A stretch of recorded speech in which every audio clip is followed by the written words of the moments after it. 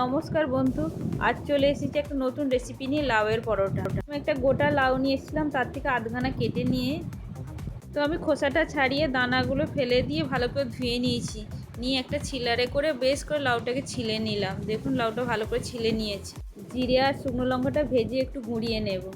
তো আমি এখানে 500 ময়দা নিয়ে নিয়েছি, নিয়ে সামান্য অল্প নুন দিয়েছি, আর জিরেটা আর শুকনো লঙ্কাটা যে গুঁড়িয়ে রেখেছিলাম ওটা দিয়ে ময়দাটা ভালো করে মেখে নিয়েছি।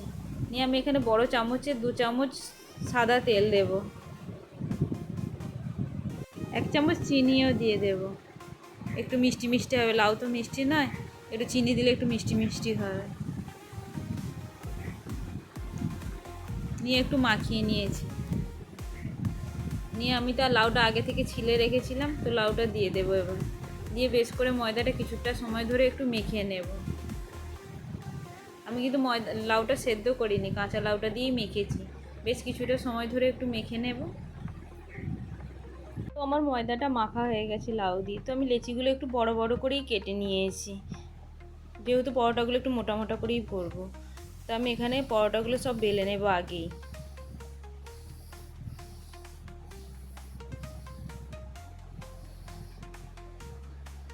তো আমার চ্যানেলে আমি আগেও একটা লাউয়ের রেসিপি শেয়ার করেছি, লাউয়ের ঝোল। তো লাউয়ের পরোটা করেও দেখবেন, দারুণ খেতে।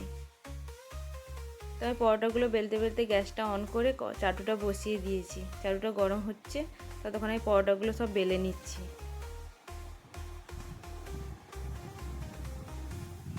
তো আমার পরোটাগুলো সব বেলা হয়ে গেছে।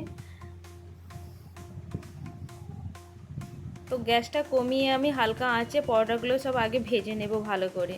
যেহেতু আমি লাউটা সেদ্ধ করিনি, তাই জন্য পরোটাগুলো আগে ভেজে নিতে হবে ভালো করে একটু গ্যাসটা কমিয়ে। তো উল্টে পাল্টে পরোটাগুলো আমি একটু ভেজে নিচ্ছি।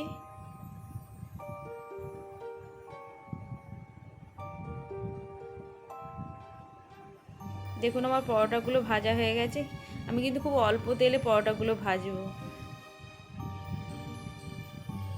তেল বেশি লাগবে না, অল্প তেলেই হয়ে যাবে।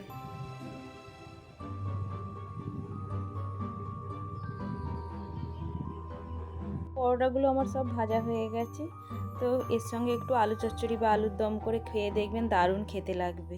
যদি আমার লাউয়ের পরোটার রেসিপি ভালো লেগে থাকে, একটু কমেন্ট করে জানাবেন। আরও ইউনিক রেসিপি জানতে চাইলে চ্যানেলটা সাবস্ক্রাইব করে দেবেন। তো আজকের মতন টাটা, আবার দেখা হবে পরের রেসিপিতে।